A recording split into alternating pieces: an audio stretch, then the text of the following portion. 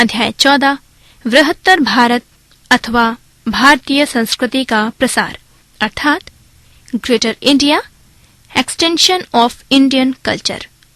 कंबुज राज्य ने विश्व को सबसे बड़ा मंदिर प्रदान किया जिसमें भारत की अनेक गाथाएं पाषाण पर अत्यंत ही सुंदर, आकर्षण और कलात्मक रूप से उत्कीर्ण की गई है। रमेश चंद्र मजूमदार। दीर्घ उत्तरीय प्रश्न। प्रश्न संख्या 1, बृहत्तर भारत से आप क्या समझते हैं? प्राचीन काल में भारतीय सभ्यता तथा संस्कृति का प्रचार विदेशों में किस प्रकार हुआ? अथवा दक्षिण पूर्व एशिया भारत का प्रतिरूप था, इस कथन की समीक्षा कीजिए। अथवा दक्षिण पूर्वी एशिया में भारतीय संस्कृति के प्रसार का संक्षिप्त वर्णन कीजिए। उत्तर, बृहत्तर भारत का अर्थ। प्राचीन काल में भारतीयों ने सुदूर देशों के साथ अपने व्यापारिक एवं सांस्कृतिक संबंध स्थापित किए थे। यही नहीं, उन्होंने अनेक बाह्य देशों में अपने उपनिवेश स्थापित किए। इस प्रकार विद्वानों ने उन भूभागों को बृहत्तर भारत का नाम दिया है जहां पर प्राचीन काल में भारतीय संस्कृति का प्रसार हुआ था। बृहत्तर भारत के अंतर्गत मध्य एशिया के देश और तिब्बत, कोरिया, चीन, हिंद चीन, पूर्वी द्वीप समूह, चंपा, कंबोज, मलाया, सियाम, जावा, बर्मा आदि देश सम्मिलित थे। भारत का ये औपनिवेशिक विस्तार व्यापारियों, धर्म प्रचारकों तथा हिंदू राजाओं के सुप्रयासों द्वारा ही संभव हो सका था। प्राचीन काल में अनेक भारतीय शासक विदेशों में जाकर बस गए तथा उन्होंने वहां पर भारतीय उपनिवेशों की स्थापना की थी। अनेक धर्म प्रचारकों ने भी विदेशों में घूम घूम कर भारतीय धर्म एवं संस्कृति का प्रचार किया था। Doctor R.C. मजूमदार के शब्दों में, भारतीय धर्म, भारतीय संस्कृति, भारतीय कानून तथा भारतीय कानून पद्धति ने इस व्यापक क्षेत्र में रहने वालों के जीवन पर गहरा प्रभाव डाला और उन लोगों ने भारत के धर्म, कला व साहित्य के माध्यम से एक उच्चतर नैतिक भाव तथा बौद्धिक अभिरुचि का अर्जन किया। ऐतिहासिक साक्ष्यों द्वारा यह भी सिद्ध हो चुका है कि प्राचीन काल में समस्त एशिया को सभ्य और सुसंस्कृत बनाने का श्रेय भारत और चीन को ही प्राप्त है। किसी भी देश के श्रेष्ठतम विचार, उपलब्धियां एवं गुण केवल देश की धरोहर नहीं होती। अभ्युदय काल से लेकर आज तक संपूर्ण मानव जाति की सभ्यता और संस्कृति समस्त संसार की उपलब्धि है। संस्कृति को सूर्य की आभा के समान समझना चाहिए। जिस प्रकार सूर्य की आभा चराचर को आलोकित करती है, उसी प्रकार संस्कृति पर भी संपूर्ण मानव जाति का अधिकार है। किसी भी संस्कृति का रूप, चाहे वो भारतीय मूल का रहा हो अथवा विदेशी मूल का बृहत्तर होता हो, इसे देश की सीमाओं में बांधना अनुचित तथा अहितकर है। बृहत्तर शब्द के इस अर्थ को स्पष्ट रूप से समझकर जब हम बृहत्तर भारत की बात सोचते हैं तो हमें अनेकानेक मानव उपलब्धियों का ज्ञान प्राप्त होता है। भारतीय सदैव से ही विश्व प्रेम, मानव मात्र के प्रति चिंतित तथा संपूर्ण विश्व हितैषी रहे हैं। भारत में सदैव से ही ये नारा लगाया जाता रहा है कि विश्व का कल्याण हो। प्राचीन भारत एवं विदेशी संबंध, इस शाश्वत सत्य के अतिरिक्त भारतीय सदैव से ही विदेशी संबंधों के प्रति जागरूक रहे हैं। डॉक्टर मजूमदार तथा अन्य इतिहासकारों ने अपनी खोजों के आधार पर यह प्रमाणित करने का सफल प्रयत्न किया है कि प्राचीन काल में भारत की सभ्यता एवं संस्कृति ने विदेशों की ओर प्रसार किया तथा उन्हें प्रभावित करने के साथ साथ कल्याणकारी प्रभाव ग्रहण किया। ये कहना अतिशयोक्तिपूर्ण न होगा कि जिस प्रकार रोम तथा यूनान ने यूरोप के देशों को सभ्यता तथा संस्कृति का पाठ पढ़ाया, ठीक उसी प्रकार भारत ने अनेक देशों को सभ्य एवं सुसंस्कृत बनाया। प्राचीन काल की भारतीय सभ्यता तथा संस्कृति के प्रसार के अनेकानेक प्रमाण आज भी मध्य एशिया, मलाया, पूर्वी द्वीप समूहों, दक्षिण पूर्वी एशिया के अनेकानेक भूभागों में देखे जा सकते हैं। पृष्ठ संख्या 162। भारत के उपनिवेश। प्राचीन भारतीय साहित्य के अनुशीलन से विदित होता है कि भारतीय व्यापारी, धर्म प्रचारक तथा जिज्ञासु प्रवृत्ति के व्यक्ति स्वर्ण भूमि बर्मा को जाया करते थे। उन दिनों ये धारणा थी कि बर्मा, मलाया, जावा, सुमात्रा, बोर्नियो आदि में स्वर्ण की अपार निधि भूगर्भ में छिपी हुई है। इन क्षेत्रों के तत्कालीन निवासी लगभग असभ्य जीवन व्यतीत करते थे। अतः स्वर्ण की खोज, व्यापार तथा अन्य उद्देश्यों से प्रेरित होने वाले व्यक्ति जब इन क्षेत्रों में आए तो उन्होंने यहाँ पर सभ्यता एवं संस्कृति का प्रसार किया तथा अधिकांश भारतीय यहीं पर बस गए। प्रतीत होता है कि उस समय इतने अधिक भारतीय विदेशों में बसने लगे कि हिंदू व्यवस्थाकारों ने इस प्रवृत्ति पर अंकुश लगाने के लिए समुद्र यात्रा पर प्रतिबंधों का विधान निर्दिष्ट कर दिया। समुद्र यात्रा को पाप मानकर निषिद्ध कर दिया गया। दक्षिण पूर्वी एशिया में भारतीय उपनिवेश। दक्षिण पूर्वी एशिया के कंबोडिया में भारतीयों ने अन्नाम तथा कंबोज में 2 उपनिवेश स्थापित किए। इस देश में पहले फूनान हिंदू राज्य स्थापित हुआ तथा बाद में कंबुज। इसकी राजधानी का नाम यशोधरपुर था। कंबोडिया में भारतीय धर्मों का बड़ा प्रसार हुआ। सिंघल द्वीप के साथ तो अशोक के समय से ही भारतीयों का गहरा संबंध था तथा उसने अनेक बौद्ध प्रचारक इस द्वीप में धर्म प्रचार हेतु भेजे थे। यही स्थिति सियाम में भी रही। यहाँ पर आज भी भारतीय धर्म, भाषा तथा संस्कृति का स्पष्ट प्रभाव देखा जा सकता है। बर्मा के साथ भारतीय सभ्यता एवं संस्कृति ने इन देशों को अत्यधिक प्रभावित किया। यद्यपि आज इन देशों की राजनीतिक स्थिति में बड़ा परिवर्तन आ गया है तथापि आज भी ये भारतीय संस्कृति के प्रभाव से ओतप्रोत हैं। निष्कर्ष: उपर्युक्त विवेचन से स्पष्ट होता है कि भारत ने अति प्राचीन काल से अपनी सभ्यता एवं संस्कृति के श्रेष्ठतम गुणों को केवल अपने तक ही सीमित नहीं रखा, वरन उनको संपूर्ण मानव जाति के हित के लिए प्रसारित किया। प्रश्न संख्या 2, दक्षिण पूर्व एशिया में भारतीय सभ्यता एवं संस्कृति के प्रचार तथा प्रसार का संक्षिप्त उल्लेख कीजिए। 2004 ME उत्तर: दक्षिण पूर्व एशिया में भारतीय सभ्यता एवं संस्कृति का प्रचार प्रसार। प्राचीन काल के भारतीय बड़े परिश्रमी और कुशल नाविक भी थे। वे बंगाल की खाड़ी को पार कर बर्मा या ब्रह्मदेश, ब्रह्मा या म्यांमार, हिंद चीन या इंडो चीन तथा पूर्वी द्वीप समूह जाया करते थे। अनेक भारतीय राजकुमारों ने इन द्वीपों में अपने राज्य स्थापित कर लिए, वहां पर भारतीय सभ्यता एवं संस्कृति का प्रचार किया। जिन द्वीपों में भारतीयों ने अपने राज्य स्थापित किए, उनमें उन्होंने संस्कृत भाषा, भारतीय लिपि तथा वैदिक धर्म एवं शैव धर्म का प्रचार किया। इन द्वीपों में बौद्ध धर्म का भी थोड़ा बहुत प्रचार हुआ, किंतु शैव धर्म का प्रचार बहुत अधिक हुआ। दक्षिण पूर्व एशिया में भारतीय सभ्यता तथा संस्कृति का विस्तृत अध्ययन निम्नलिखित ढंग से किया जा सकता है। बर्मा को सोने की खानों की अधिकता के कारण सुवर्ण भूमि कहा जाता था। इसका दक्षिणी भाग छी क्षेत्र कहलाता था। बर्मा में बौद्ध धर्म का प्रचार सर्वप्रथम सम्राट अशोक ने करवाया था। बर्मा के बहुसंख्यक लोग आज भी बौद्ध धर्म के अनुयायी हैं। उनकी भाषा तथा धर्म पर भारतीयता की स्पष्ट छाप है। सिंघल द्वीप या सिलोन या श्रीलंका। श्रीलंका भारत के अत्यंत निकट स्थित है।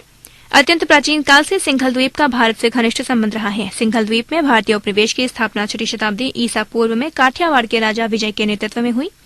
3री शताब्दी ईसा पूर्व में सम्राट अशोक ने सिंघल द्वीप में बौद्ध धर्म के प्रचार के लिए अपने पुत्र महेंद्र और अपनी कन्या संघमित्रा को भेजा था। इसके फलस्वरूप सिंघल द्वीप में बौद्ध धर्म का प्रचार हुआ। बाद में यह धर्म श्रीलंका का राज धर्म बन गया। भारत ने सिंघल द्वीप को ब्राह्मी लिपि तथा पाली भाषा प्रदान की। वहां पर भारतीय संस्कृति और परंपरा का प्रचार हो गया। पृष्ठ संख्या 163 इंडोचीन या हिंद चीन। भारतीयों ने इंडोचीन में ईसा की 2री शताब्दी में ही अपना राज्य स्थापित कर लिया था। इंडोचीन में भारतीयों के 2 राज्य नंबर 1 चंपा और नंबर 2 कंबुज थे।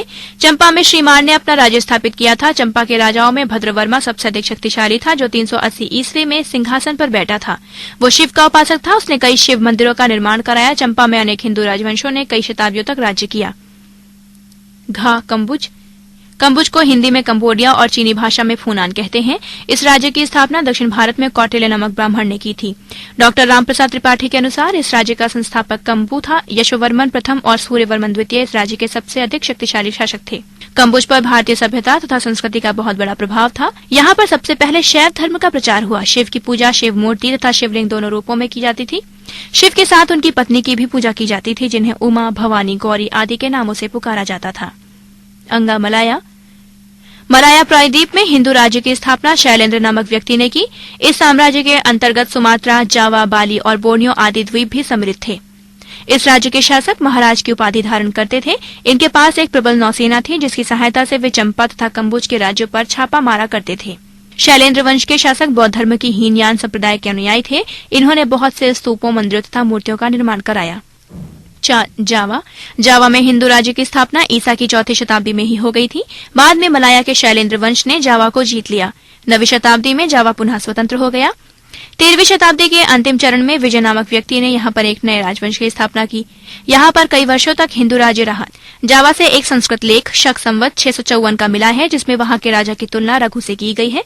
इस्लाम धर्म के आक्रमण के पश्चात जावा के हिंदू राज्य समाप्त हो गया। मलक्का।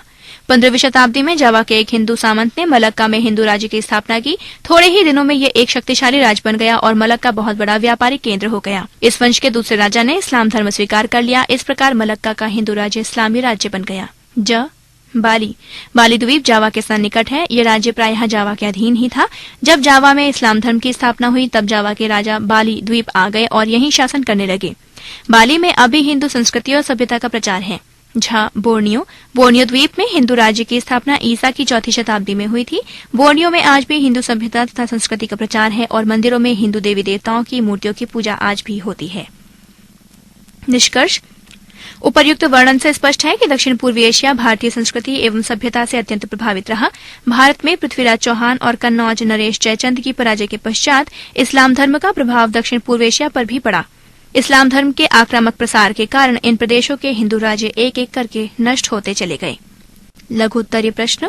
प्रश्न संख्या 1, दक्षिण पूर्व एशिया में भारतीय बस्तियों की स्थापना के लिए 2 कारण बताइए। उत्तर: नंबर 1, इस क्षेत्र में अनेक भारतीय तरंग प्रचारक गए और वहीं बस गए। नंबर 2, भारत के शक्तिशाली सम्राटों ने अपनी शक्ति बढ़ाने के उद्देश्य से इस क्षेत्र में भारतीय बस्तियां स्थापित की। पृष्ठ संख्या 164।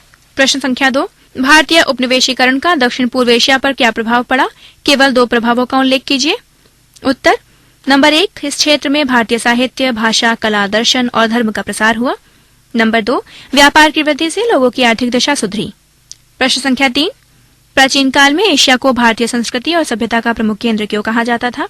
उत्तर, मध्य एशिया के क्षेत्रों खोतान, काशगर, यारकंद और शान की खुदाई से प्राप्त अवशेषों और अन्य वस्तुओं से पता चलता है कि यहाँ बौद्ध मंदिर, स्तूप, विहार तथा हिंदू देवी देवताओं के मंदिर प्रचुर मात्रा में बने थे। यहाँ की कलाएं, भाषा और शिक्षा के विषय भी पूर्णतः भारतीय थे। इसलिए इसे भारतीय सभ्यता और संस्कृति का प्रमुख केंद्र कहा गया, जो पूर्णतः उचित ही है। प्रश्न संख्या 4, मध्य पूर्व एशिया के उन 4 क्षेत्रों के नाम बताइए जहां पर प्राचीन काल में भारतीय संस्कृति का प्रचार हुआ था। उत्तर, roman number 1 Khotan, roman number 2 काशनगर, रोमन नंबर 3 यारकंद और रोमन नंबर 4 शान। प्रश्न संख्या 5, दक्षिण पूर्वी एशिया के उन 4 क्षेत्रों के नाम बताइए जहां पर प्राचीन काल में भारतीय संस्कृति का प्रसार हुआ था। उत्तर, roman number 1 Burma, roman number 2 Kamboj या कंबोडिया, रोमन नंबर 3 चंपा या हिंद चीन और रोमन नंबर 4 जावा। प्रश्न संख्या 6, चंपा क्यों प्रसिद्ध है? उत्तर, चंपा आजकल हिंद चीन में जहां पर अन्नाम है वहां कभी चंपा का राज्य था। इस राज्य के हिंदू राजाओं में भद्रवर्मा और गंगराज का नाम उल्लेखनीय है। यहाँ लगभग 1300 वर्षों तक हिंदू शासकों का राज्य रहा। चंपा के हिंदू एवं बौद्ध मंदिर वास्तुकला के अद्वितीय नमूने हैं। प्रश्न संख्या 7, महेंद्र तथा संघमित्रा श्रीलंका क्यों गए थे? उत्तर, महेंद्र सम्राट अशोक का पुत्र और संघमित्रा उनकी पुत्री थी। इन्हें अशोक द्वारा बौद्ध धर्म के प्रचार हेतु लंका भेजा गया था। ये श्रीलंका में अपने साथ बोधि वृक्ष की एक शाखा भी ले गए थे, जिसे अनुराधापुर के एक विहार में स्थापित किया गया था। इनके द्वारा ही लंका में बौद्ध धर्म का प्रचार एवं प्रसार प्रारंभ हुआ। अति लघु उत्तरीय प्रश्न। प्रश्न संख्या 1, दक्षिण पूर्व एशिया में स्थापित 2 भारतीय उपनिवेशों के नाम बताइए। उत्तर, कंबोडिया और चंपा। प्रश्न संख्या 2, भारत के लोग विदेशों में क्यों गए? 2 कारण बताइए। उत्तर, क व्यापार करने के लिए, ख धर्म प्रचार करने के लिए। प्रश्न संख्या 3, बृहत्तर भारत के किन देशों से भारत का व्यापार होता था? किन्हीं 2 के नाम बताइए। उत्तर, बर्मा और सुमात्रा। प्रश्न संख्या 4, बर्मा को किस नाम से पुकारा जाता था? उत्तर, स्वर्णभूमि। प्रश्न संख्या 5, अशोक के पुत्र महेंद्र तथा पुत्री संघमित्रा श्रीलंका क्यों गए थे?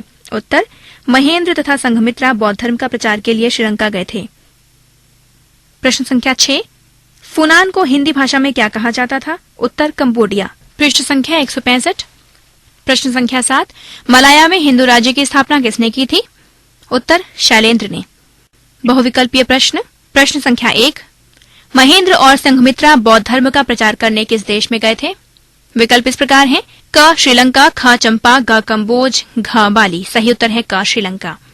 प्रश्न संख्या 2, कौन सा बौद्ध विद्वान हीनयान की स्थापना करने ब्रह्मा गया था?